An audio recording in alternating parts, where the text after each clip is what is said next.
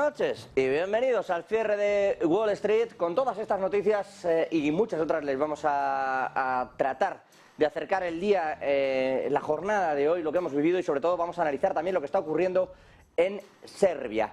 Enseguida les damos todos estos detalles. Lo primero que escuchaban, Vladimir Putin ordenando elevar el nivel de defensa en Moscú tras el ataque múltiple por distintos drones que ha sufrido precisamente la ciudad rusa esta misma jornada.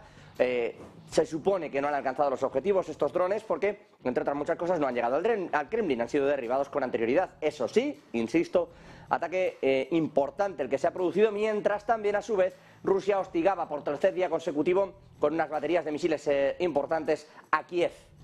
Pero este no es el único combate, esto no es lo único que empieza a ocurrir en suelo europeo.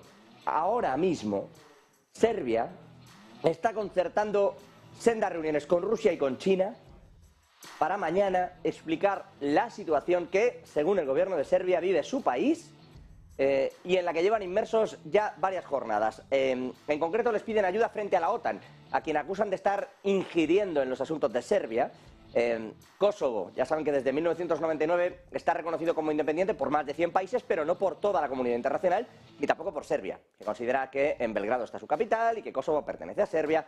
Dentro de toda esta diatriba, los serbios no votaron en las últimas elecciones a modo de protesta, pero además iniciaron una serie de revueltas en la calle, precisamente contra el gobierno que salió de esas urnas, su mayoría pro-albanés, y que dentro de todo esto, el problema que tiene es que la OTAN ha tenido que intervenir, reconociendo a la mayor parte de los países, por no decir todos los países de la OTAN, a Kosovo como Estado independiente.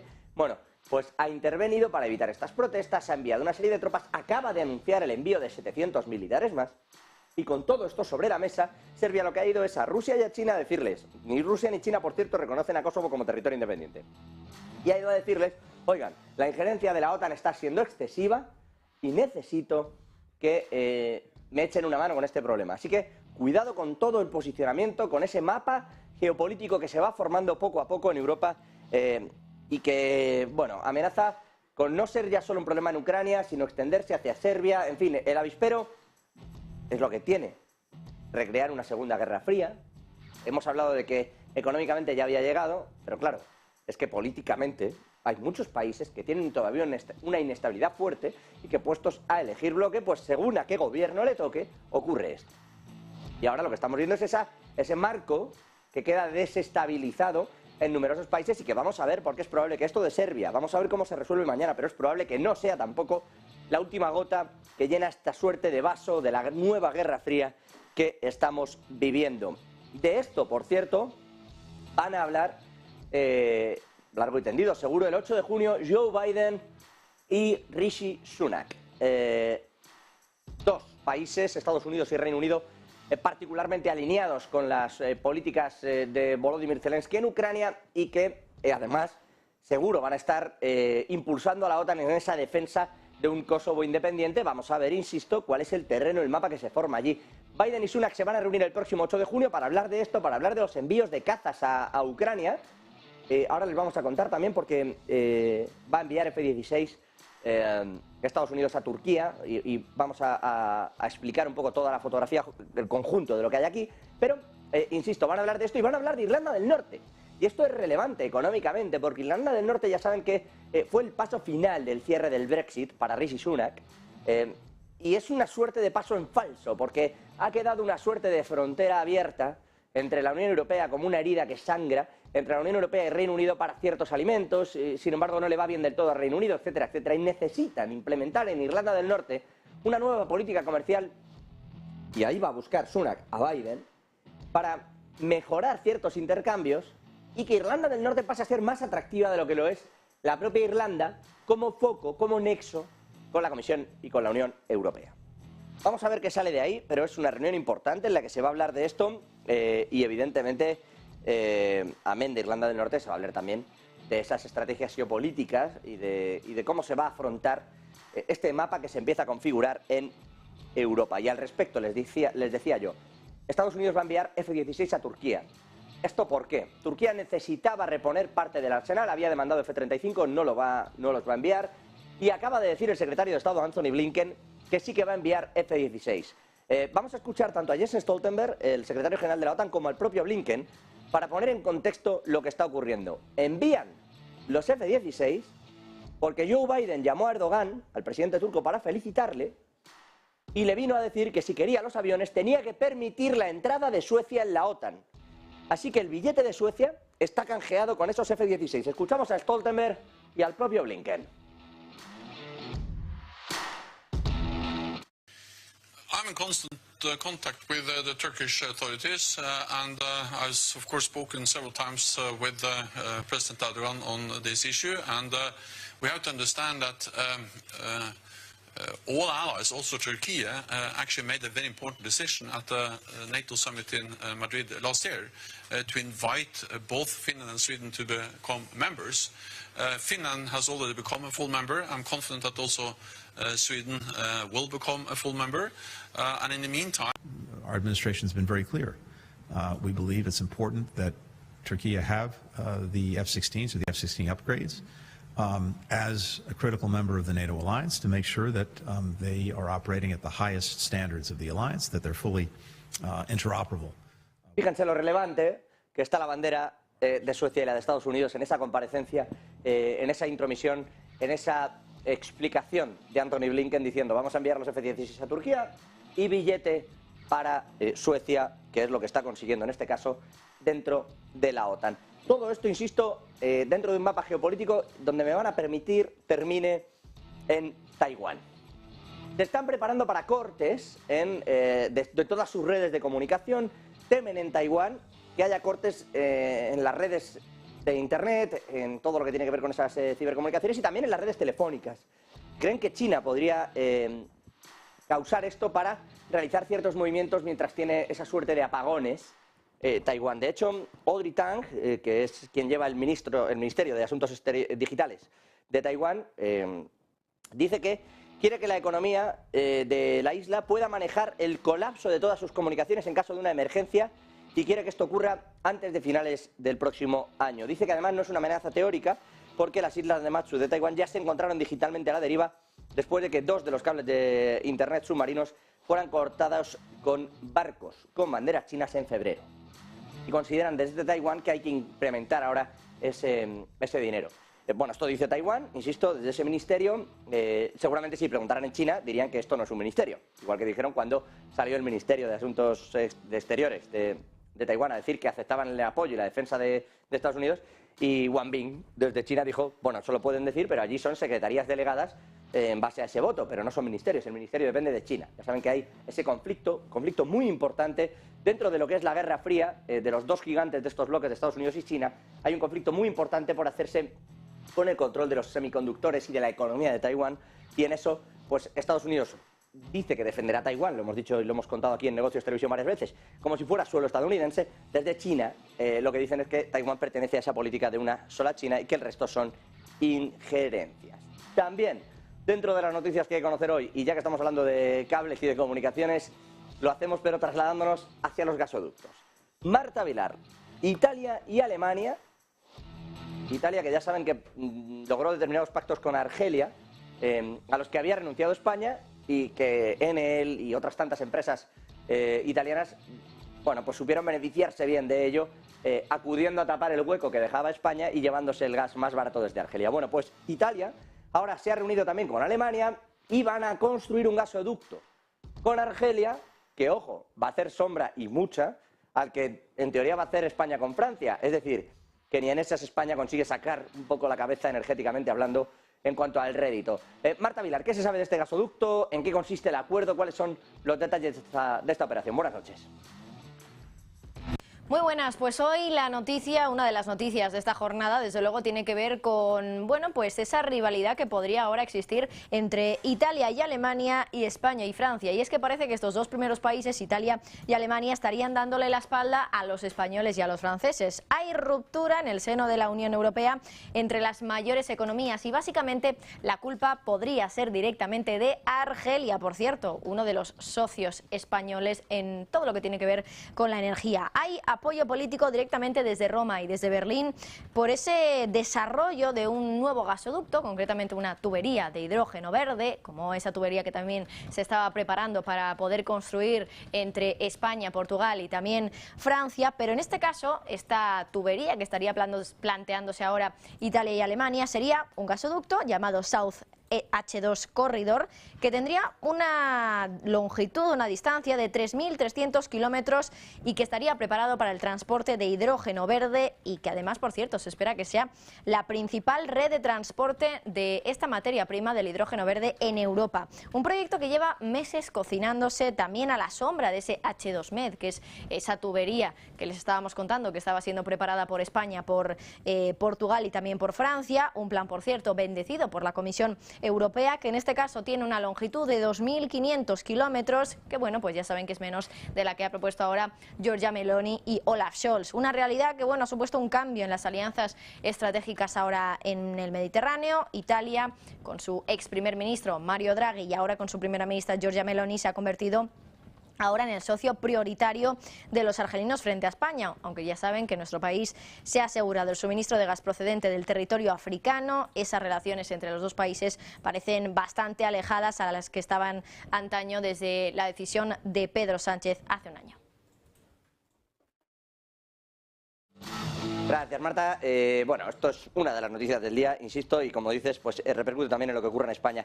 Antes de ir con eso, por cierto, con España y con la inflación, que hoy ha caído, las cosas como son, vamos a detenernos un segundito en Bulgaria.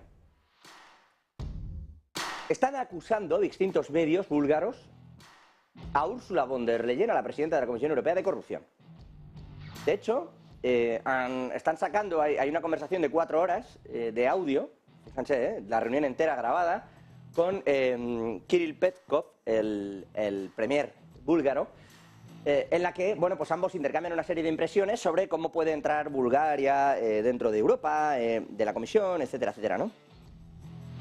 Y dice, literalmente, me permitan leerlo, Petkov, dice: un día tuve una reunión con Úrsula y le pregunté qué posibilidades tenemos de ser aceptados en Schengen y en la eurozona. Y ella me dijo: para Schengen tenéis muchas posibilidades, para la eurozona hay que ingeniárselas para eludir las normas. Según la versión de Petkov, insisto, porque es él el que está contando en esta reunión de 4 horas con distintas personas lo que ha hablado con von der Leyen. De hecho, asegura, dentro de todo esto, insisto, palabras de Petkov, diciendo que hay un proceso claramente estructurado para entrar en la eurozona que se aplica a todos los países y que el trabajo de la Comisión, le ha dicho la Comisión a los medios búlgaros, dentro de todo esto, es decir, la Comisión contesta: oiga, no, cuidado, el trabajo de la Comisión es apoyar la aplicación de los criterios, es obvio que hay que respetar las normas. Esto es lo que dice la Comisión, es obvio que hay que respetar las normas. Petkov asegura que le han dicho que hay que ver cómo se eludían. Esto, insisto, se está empezando a filtrar, son noticias que están saliendo ahora y que podrían acabar con una von der Leyen, bueno, pues nuevamente implicada en otro caso. Hace poquito la Comisión poquito ayer, la Comisión le quitó de encima el marrón de haber tenido trato de favor hacia su marido, aunque la Comisión dio un contrato a la empresa de su marido, pero dijeron que no había injerencia, que no se había producido ningún tipo de representatividad de la empresa por parte del marido al obtener el contrato y que por lo tanto, bueno, pues el marido trabajaba allí, pero eso era anecdótico. Bueno, esto está ocurriendo con una von der Leyen que, bueno, pues dice que había que ver cómo eludir las normas. Dice ahora la Comisión, insisto, la versión oficial de la Comisión es que es evidente que trabajan en intentar ayudar, pero que no se eluden las normas, que las normas están para cumplirlas. Bueno, hasta aquí estas dos versiones de un asunto que va a coger vuelo también en Bulgaria. En España, decíamos, ha caído la inflación, ha caído el IPC, es verdad, va sin paliativos. Lo dice Nadia Calviño, vicepresidenta del Ejecutivo la ministra de Economía. La escuchamos. El indicador adelantado muestra que los precios cayeron de nuevo en mayo. La inflación cayó en 9 décimas y la subyacente aceleró su caída y baja en 5 décimas gracias a la moderación de los alimentos y la caída de los carburantes. Con ello, la inflación se sitúa en España ya en el entorno del 3% e incluso por debajo si tomamos el IPC armonizado con Europa. Los datos de inflación de mayo confirman la eficacia de las medidas del Gobierno, la moderación de los precios de los alimentos, la caída de los carburantes y posicionan... Esto es lo relevante. Habla de la moderación de los alimentos y de la caída de los precios de los carburantes. Lo dice así porque el Gobierno interviene en la parte alimentaria. De los carburantes no ha podido hacer mucho, pero la realidad es que el peso fuerte de la caída en el IPC hasta ese 3,2 es de los carburantes. Vamos a ver un gráfico de la inflación, según el propio Instituto de Estadística. Aquí lo tienen, lo van a ver mejor seguro desde este lado. 3,2 la caída del IPC, la subyacente sigue en el 6,1%. Hay una caída fuerte, ¿eh? O sea, esa caída de los carburantes sí que se nota y recupera prácticamente, bueno, incluso está una décima mejor en cuanto al descenso que el dato que veíamos en marzo. Es verdad que la subyacente sigue muy alta y que va cayendo del 6,6 al 6,1 y ahí está esa moderación de los alimentos, pero cuidado que no hay tanta moderación y que, insisto, si ahora hay una moderación sin que haya habido problemas y no se han tocado los precios en los supermercados, lo que quiere decir, como bien decía el propio Gobierno a través de informes, que no de boquilla, pero sí a través de informes, es que no se estaba trasladando el precio de los... No era un problema del beneficio de los supermercados, porque lo que se estaba era trasladando el precio de la subida que los propios supermercados tenían que asumir. Y esto es lo que se va viendo. Cuando se modera una cosa, se modera los carburantes, se va viendo esa moderación. En fin, hasta aquí esa parte de la lectura del IPC, que al César lo que es del César. Hay una bajada en la inflación, no en vano están convocando para el 23 de julio elecciones generales en España, y tiene esto también mucho que ver con que ahí se van a haber conocido una serie de datos, como la inflación, que seguramente siga bajando para ese entonces, pero no otros. No se va a conocer, por ejemplo, si pusiéramos hacia final de año las elecciones, hablaríamos de que sube el paro, porque volvemos de verano. Sin embargo, si lo ponemos antes, hablaremos de que hay una reducción en el paro, porque en realidad, como viene el verano, hay un buen número de contrataciones. Y si a eso le suman el truco de los fijos discontinuos, que sí, que el contrato existía y que los fijos discontinuos están muy bien, sí es fantástico eso, pero la estadística queda absolutamente distorsionada. Esto también es verdad. No es que se inventen nada, el Gobierno ahí no se inventa nada. Pero la estadística, hombre, saca unos comparables que son raros. Así que, ¿qué va a pasar? Pues que el 23 de julio, antes del 23 de julio, nos dirán que la inflación ha bajado mucho y que fíjense lo que ha crecido el empleo. Y eso es lo que va a vender el Ejecutivo de cara a las elecciones, cuando tiene mucho que ver con el momento elegido. Que para eso, supone uno, elige el presidente cuando va a ir a elecciones. Este y todos los que llegaron antes. Esto, insisto, en España, una inflación que se modera, pero todavía en lo económico tenemos que buscar otros protagonistas. Para eso nos vamos a ir a China, pero el protagonista no es chino. Elon Musk, Javier del Valle, protagonista y además de mucha relevancia por lo que puede suponer, fíjate, de descongelamiento entre las relaciones de China y Estados Unidos. Javi, ¿qué ha pasado con Elon Musk? ¿Qué hace en China? ¿Y qué ha ido diciendo a uno y otro lado del Atlántico? Efectivamente, José, Elon Musk, fundador de Tesla, ha viajado a China y de hecho lo ha hecho con un propósito específico, y es de recalcar que Tesla no se va a desvincular del país, que seguirá haciendo operaciones ahí y que de hecho dice que las relaciones entre Estados Unidos y China deberían ser más fuertes y no empezar a resquebrajarse como está ocurriendo este último año. Ha ido, de hecho, es la primera vez que visita el país desde antes de la pandemia y se ha reunido con el ministro de Relaciones Exteriores, con Qin Gang, en Beijing. Y ha dicho que los intereses de China y Estados Unidos están claramente entrelazados. El comunicado, de hecho, dice que Tesla se opone a la desvinculación de China y que está dispuesta a seguir expandiéndose en el país. Los comentarios también recuerdan a cuando, por ejemplo, otros grandes directivos, como por ejemplo el de Mercedes, le dijeron al periódico alemán que separarse de China era una ilusión, o como Tim Cook de Apple enfatizó también la relación importante que deben tener China y Estados Unidos. También lo recalcó el presidente de General Motors, que dice que China sigue siendo un mercado clave para la compañía. Todos estos comentarios, José, van en contra de los líderes occidentales, de lo que están diciendo en las últimas semanas. Por ejemplo, en esos esfuerzos de Joe Biden desde Estados Unidos por traer de vuelta la cadena de suministros a Estados Unidos, esa inversión que están haciendo de no depender tanto de China en esta cadena, y también de los esfuerzos europeos, como por ejemplo anunciaba el canciller alemán Olaf Scholz. Por supuesto, esto parece ser que no gusta a los empresarios. Ya vimos al CEO de Nike, que recalcó hace unas cuantas semanas que todo el que se oponga a China estaría cometiendo un grave error y que le va a costar caro a nivel económico.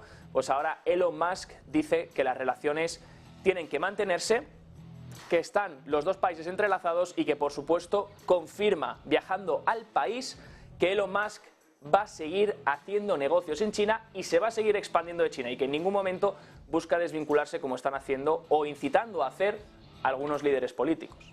Pues a ver qué le dice Joe Biden, porque la última vez que insinuó algo parecido le dijeron que podría ser víctima de sanciones por seguir incrementando el negocio en China. Así que vamos a ver cómo sienta esto en Estados Unidos, desde donde de momento no hay reacción. Por cierto, otro protagonista dentro de los inversores famosos y bueno, de cierta relevancia es Cathie Wood. Venimos hablando de que mucho de aquí, Cathie Wood, pero se ha perdido toda la subida de las tecnológicas. Bueno, pues ella insiste que lo que está ocurriendo con Nvidia, Sergio Fernández, esto está sobrevalorado. La noticia, ¿cuál es? Cuéntanos, muy buenas noches. Muy buenas, José. Pues hoy estoy por aquí para hablarte de Cathie Wood, la famosa inversora además en tecnología, que sigue insistiendo, sigue pensando que no está equivocada a pesar de las subidas exponenciales que estamos viendo en Nvidia y además de alguna forma justifica que no está comprando este rally alcista que estamos viendo en Nvidia y ha dejado muy claro el porqué. La directora de ARK Invest cree que aunque la empresa de chips de inteligencia artificial está a la vanguardia sobre innovación tecnológica, sobre todo en materia de inteligencia artificial, sigue pensando, ella cree, está convencida de que sus acciones actualmente están sobrevaloradas. Hay que decir pues, que las acciones de Nvidia se han disparado más de un 75% en los últimos 3 meses, un 181% en lo que va de año y precisamente esto es lo que le duele un poquito a Cathie Wood, que hay que recordar que vendió las acciones de Nvidia en enero. O sea, se ha perdido absolutamente toda esta subida. Claro, encima Nvidia, que es noticia en las últimas semanas, justo hoy acaba de pasar este nivel del $1 billón, está ahora mismo la 6ª en capitalización de mercado, es la 9ª